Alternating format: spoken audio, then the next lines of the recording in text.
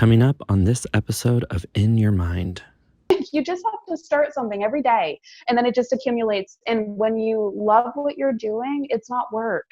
Like, I know that's such a cliche to say, but like, I literally wake up and I'm like, cool, what cool stuff am I going to make today? And what new people am I going to meet today and help to make their life better?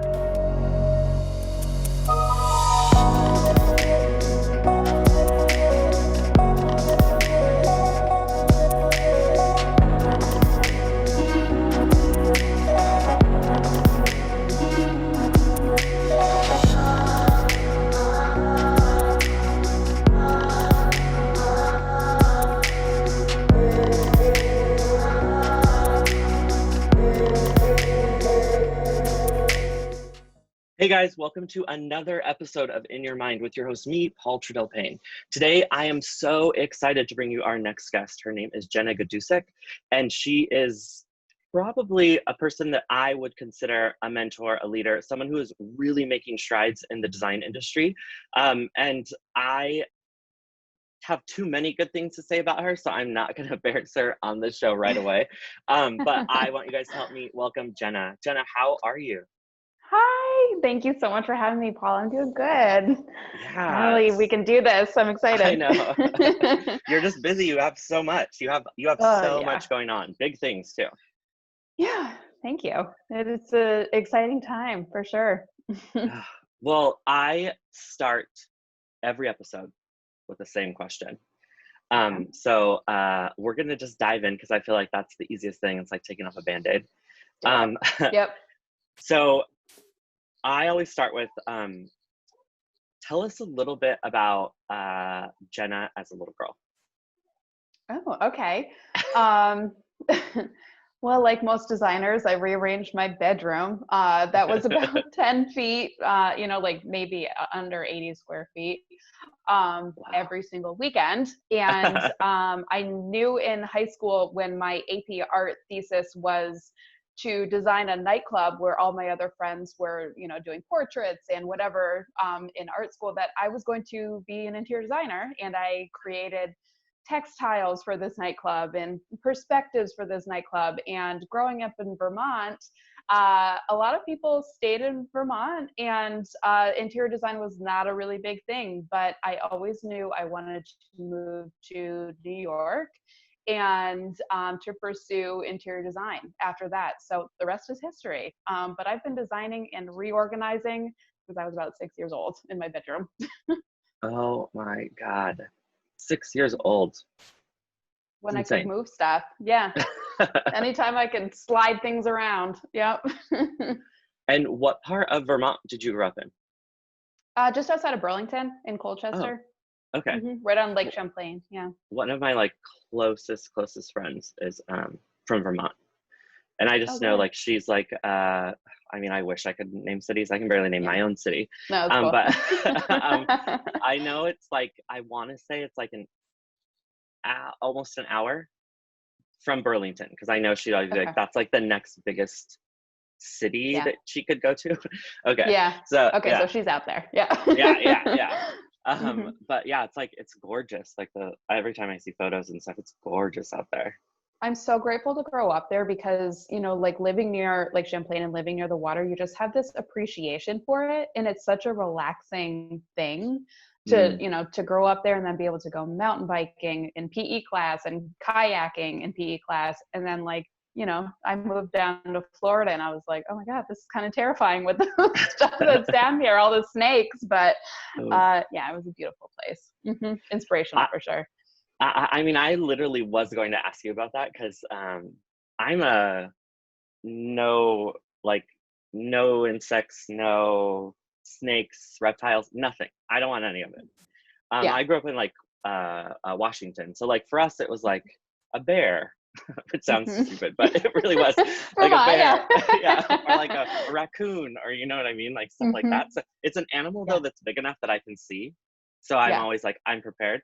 All those other animals that you guys get are so tiny, or they're too low to the ground. It just makes me feel nervous the entire time I'm in Florida. Okay, so I have to tell you this funny story that happened this morning. So my husband's out mowing the lawn, and he brushes up against something, and all of a sudden he like his arm just like breaks out like with this huge rash. They are 7 little teeny tiny caterpillars, and they're called like I don't, what is it? Something like saddleback or something. And it's green, and its head looks like the devil, and then it has like a black spot on it. They're super cool looking, but like they're this tiny, and it caused a huge rash on his arm just by brushing up against them. So yeah, Florida's nuts. Oh I'm my not God. prepared for, I don't do snakes, but the lizards are super cute. We have green tree frogs that live on our front, eating the bugs on the front of our house. But yeah, it's a different world down here for sure. Oh my God, that you literally just scared me. I am literally like so scared. Yeah, well, that's why I don't mow the lawn. The other thing I think that is a little bit like, I just didn't know this. I guess when you live in like literally opposite sides of the country, you just are like, I'm just like people think because I'm from Seattle, they're like, oh, it rains there constantly. But like you're in Seattle, you're like, no, it doesn't. It really doesn't. I then came to Florida for the first time, I'd say like 6 years ago. And I think we're at Universal Studios or like I know we were at a theme park. And we walked outside of a ride or something, and it all of a sudden felt like we were in a shower. I've never had rain like that ever in my life. Yeah.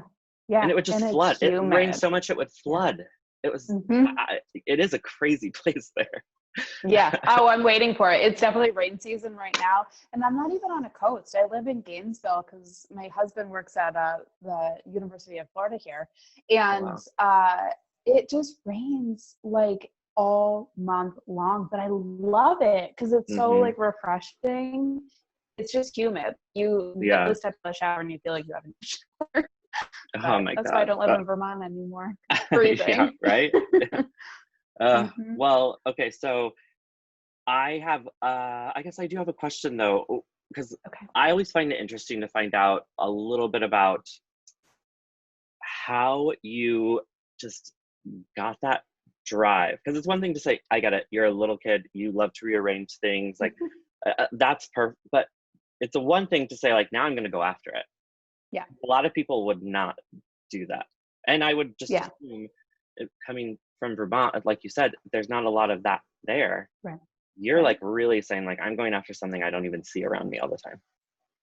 I mean, this didn't even exist when I was in college, so like, let alone being younger and getting into interior design. Like, I just figured I would do traditional interior design. I would go into people's houses and I would do all that. But then I found, I worked, so let me take a step back. I worked after college. I got my real estate license because why not? You might as well do that. And then my boyfriend, now husband at the time, we met in Albany, New York when I was going to school. And then we were like, we just want to change. Like, we just don't want to live here anymore. We want to get outside of our college town. I lived in the same house my entire life growing up. So moving for me was, something that I always wanted to do.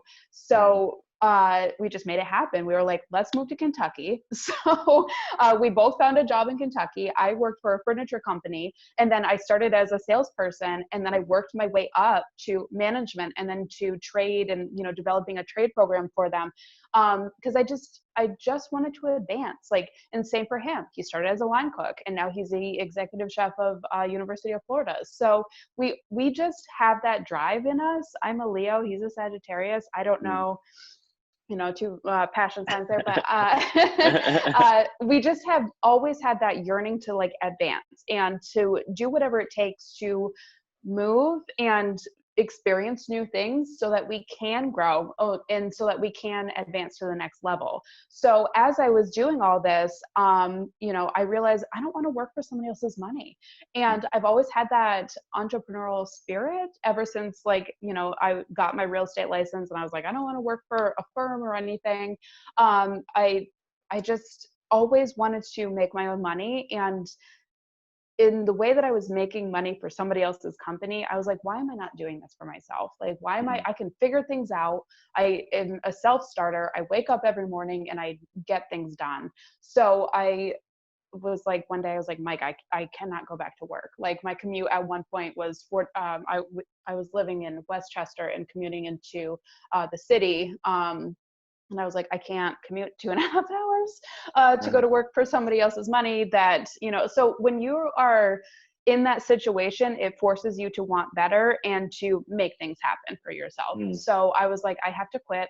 I had no money saved up. He was like, all right, let's figure out how we're going to pay our $2,600 rent in this apartment right now. But you do you. So I started working for these other, you know, interior design firms back in 2015. And I was like, okay, cool. I can like feed myself and pay some bills. But then I got pregnant. And when we had our daughter, I was like, I need to make stuff happen right now. Like, you know, so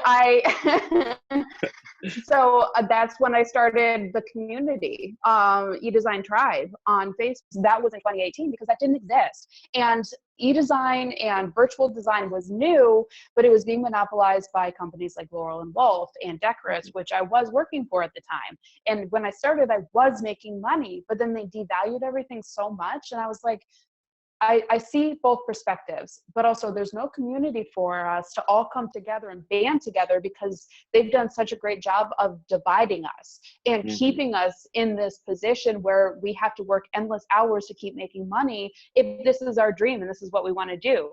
So I built my website. I didn't even know how to build a website. I built a website. I didn't know anything about affiliates. I now like started an affiliate entire company. But you know, and that's just in 5 years. You have to get up every morning and say, I want better for myself and for my daughter, and just do it. Like, you just have to start something every day, and then it just accumulates. And when you love what you're doing, it's not work. Like, I know that's such a cliche to say, but like, I literally wake up and I'm like, cool, what cool stuff am I going to make today? And what new people am I going to meet today and help to make their life better? Because that is the biggest reward for sure. It's so inspiring. No, it's so inspiring, like the stuff that you've done. I mean, I don't even honestly know how long I've been part of that. It wasn't like at the very beginning, but it's been a while. And because I always think like, oh, this is at the end tail of like when you've started, and then I always forget. Not really. You were way new. It's just crazy because you built such a big thing in such a short amount of time.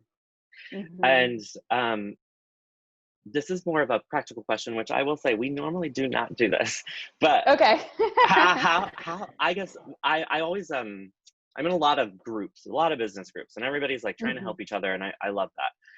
But one thing I can say that people are always struggling with is, how do I find that person that takes me here? And I mean it in the sense of, you're a designer, you worked for companies before.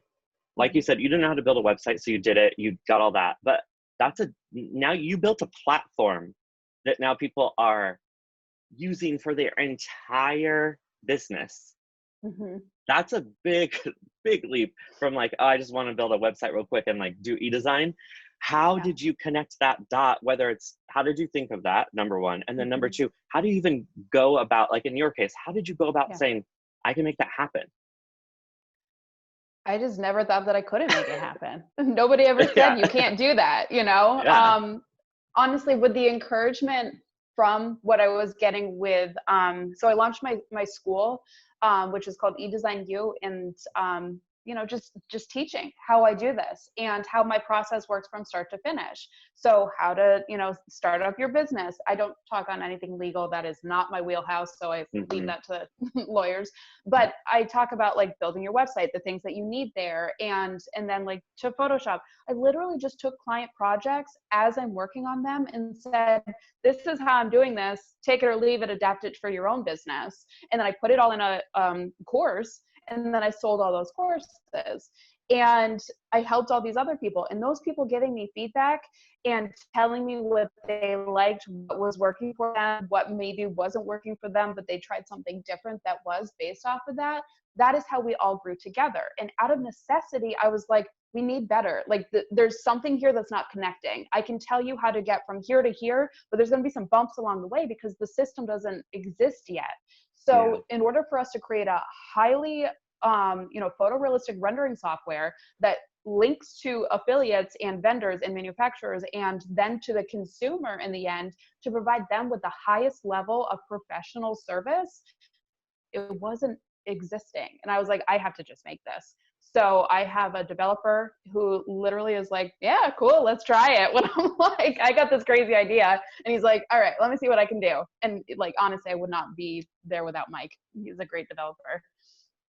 The program that you have, just in case people don't know or have never seen it, is unlike any other program.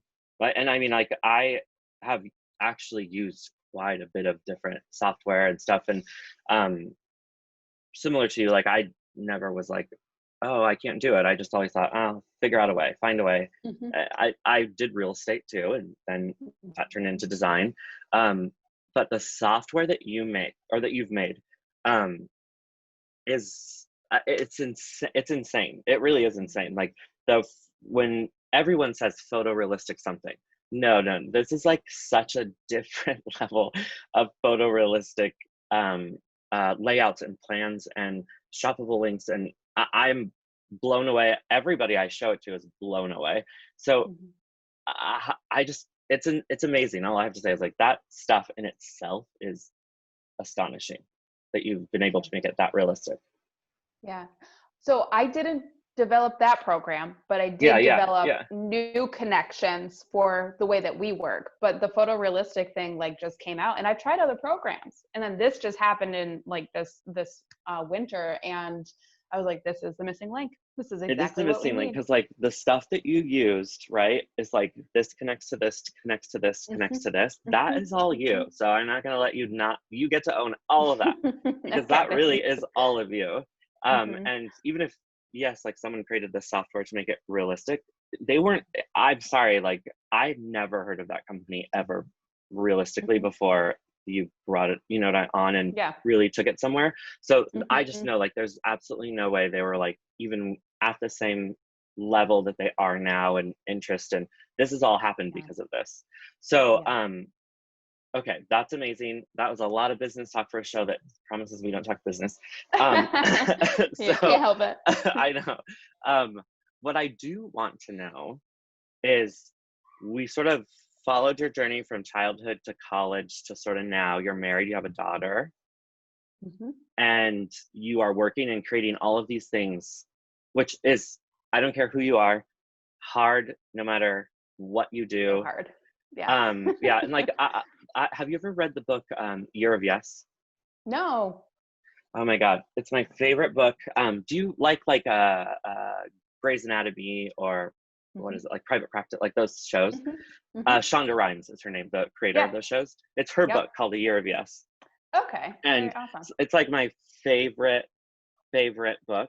And in that, she said, like, I just love what she says about being a working parent. And she's like, every time I was accepting an Emmy, I also was missing a recital. And like, every time I did this, I missed this, or I'm with my kid, and every time I'm at this club, now I'm not there for this person's last day on set.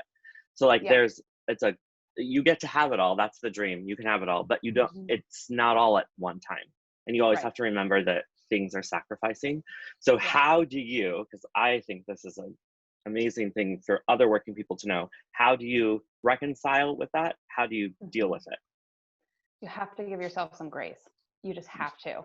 My daughter's middle name is Grace. Like, you just have to allow yourself to know that this is only temporary. Like, yes, she's only this little, she's 3. She's only this little for a certain amount of time. So turn off your stuff when you're able. Now, this was a lot easier said than done before the pandemic, and she's here with me all day, because at that point I had come up with a schedule where I booked my meetings. I was done with my meetings while she was going to preschool. And luckily I got her into a preschool that's like, 10 to 5, and it's a little school. So like, they have curriculum, but there's still, like, when she comes home, it was family time. Like, that was it. Like, we did dinner, and then my computer was off, and she went to bed, my husband and I hung out. And now with the pandemic, like, and I also didn't work on weekends. So like, even though I have this Facebook group with like 3,000 people in it, I was like, I'm not talking to people at nighttime or on weekends. Like, and I hope that you guys are not either, because Yeah. that is how you need to balance to like have a life. But up until this, I worked all the time. I literally nursed with her as I was completing my design program, or my clients' projects, with her like strapped to me. So like, it is a compromise, but you have to like build it into your schedule. Now it's hard. It is hard with the pandemic because she's here all day. My husband still has to go to work. So it's Saturday when we're recording this, because this is the time that I had without her coming over and like, you know, opening snacks or something during the middle of our call. So, and I'm also working nights again because I hang out with her during the day and we do art projects and whatever. So it's hard, but you have to like understand and know that like this is worth it, and what you're doing for your family and also for your business will be worth it in the end. Yeah. No, I 100% agree. I had a moment when this pandemic happened where I actually realized like I was working too much. Like I actually was working too much. I had built this real estate company, and I used to this is so dumb. I used to go around and like talk to other like do presentations or educate. And part of it was because I had built my company and I did it on a 3-day work week. So I essentially was like Monday, Wednesday, Thursday. I think so. Yeah, it's been a long time. Monday, Wednesday, Thursday. And it was like 9 to 2. So it was like, oh yeah, I can teach other people, you need to have this. But what happened is that you build that, and then at least me, I was like, let's try another thing. And so like, I just filled up that time. And so the beginning of this pandemic, it really was like, I need to spend, just like what you said, I am going to purposely turn this off at this time, purposely dedicate this time to this. And that, so for me, it helped because it aligned me in that way. And now I am aligned that way, but I also see what you're saying, because I'm starting to feel the same thing now too, where it's like, there's no time. There's no time, because I don't want him to be alone or not do something. So I'm going to be with him. And it is hard for parents, I think, right now, especially with like, you are inside, really inside. We were just joking because yesterday was one of like, I'm not joking, a handful, I can count on one hand the amount of times that I've actually been outside of the house since March. So like, so it's like that insane, like it's crazy what it's been like. It really is. But I also have to consider, and this was in Girl Wash Your Face, I want to say, which, you know, that's a whole thing now. But, I was you know, reading that, and she was like, I work and that's what I do. But I explained to my kids that, hey, if you want to have this, and if you want to have this time with me, I have to work right now so that we can afford the things that you like to do. And that helps build their work ethic too in the long run, because they see you and you're working really hard in achieving the things that you want. But there has to be a balance where it's like, you know, like, yes, I'm doing this now so that we can do those things that I promised you later. So that's just something that I keep in the back of my mind. And I will say, like, just even though I've filled up my time with more things, which I will tell everybody, don't do, please don't do. If I had not done that, honestly, the biggest hurdle for anyone to start going down this road is just doing it. Like, that's when I teach team members or stuff, I always am saying, no, we're starting from day one. This is your schedule. You don't have to pretend that you're so experienced that you don't get a schedule because you're new. Like, no, you set a schedule and people work around it. Right. So I mean, I still in my head, I'm gonna think you just have to work like 28 hours out of a 24-hour day, because I can't imagine that you are. The things that you have made and the groups and the people, it really is insane. I'm telling you, it's so insane. And like, I feel like I do a lot of 8.5 hours. It's awesome. I sleep like 8.5 hours, but you have to sleep so that you're like rejuvenated, you know. Oh my God. And get massages, and like, you know, you got to take care of yourself so that when you are ready to work, like you're present and you're like solid, you can knock it out. That's your next class, by the way. Like, you got to teach that. Okay. I'm not joking. Like you, Yeah. I don't know how you do it. I'm legitimately sitting here while you're saying this thinking like, I don't know how to fit in 8 hours of sleep. What? Like Yeah. I know my husband's like, can you please get up now? We've been up for 2 hours. I'm like, no, like this is my time. Let me just be. Oh my God, that's so funny. Yeah. Okay. Well, I have, just like I start the show with a really good first question, I do end it with the same. So and actually, you know what, before I do that, I do want to make sure people can follow you, like you, get in touch with you. I'll link everything afterwards, but tell them how they should. Okay. So for designers, edesigntribe.com/platform. That's all of our cool tech. edesignu.com is for all the courses. And then for anybody looking for a designer, just edesigntribe.com is the front facing. And I'm an interior designer myself, obviously, but I'm not taking any clients. But my site is jennagaidusekdesign.com. That I don't have time for right now. Yeah. Yeah. That's awesome. And I will say for like people that are designers or thinking about getting into it, you need to sign up for the school. Like I'm not even, you know me, I don't get anything out of this, but that school, I don't know how many times in groups people are like, what do I do for this? Or how do you, it's like, just go take that course. It really does explain everything for you. And I've even talked to people who, like, I was a designer right before where it's like in person. And I went, luckily, thank God, was in a state where it's like, you don't have to be, go get another degree. Like I could just apply that degree and experience. So, but I've met people that are like, no, I had to get this degree. They have to get certified. They have to do all these things. None of that still. They still had to go and take this course to learn a lot of this, the practical, like, how do I run this business and operate it? Yeah. So that course, I can't tell you enough. Like you have to do it. Thank you. Yeah. Thank you. I don't teach fundamentals of design because that is hopefully something people are learning in school. Yes. But these are things that I never learned in school. And I know people still are not learning these things in school. Like you don't know how to market yourself after.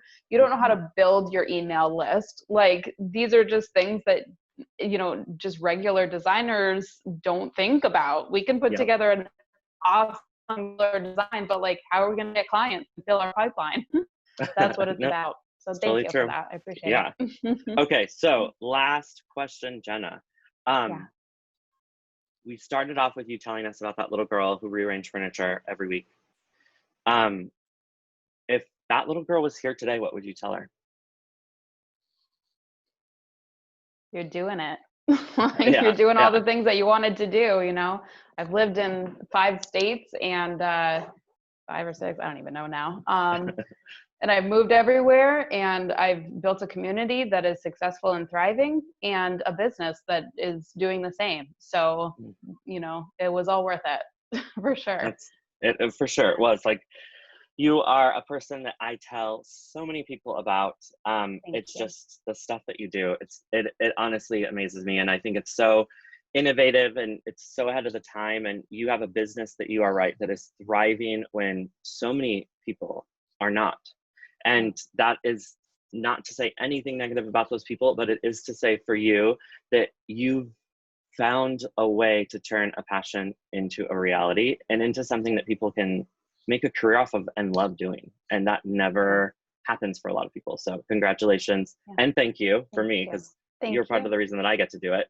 But Jenna, thank you so much for finding time and coming and hanging out for just a little bit on this Saturday. Thank you so much, Paul. This was really fun. I appreciate it. Yeah, thank you. And you guys, thank you guys for tuning in. We are here every Wednesday. I cannot wait to see you next week, and make sure to follow links, everything you want to get in touch with Jenna. Go be a designer, go find a designer, whatever you need, but Jenna's the way to go. All right, guys. Thank see ya. you.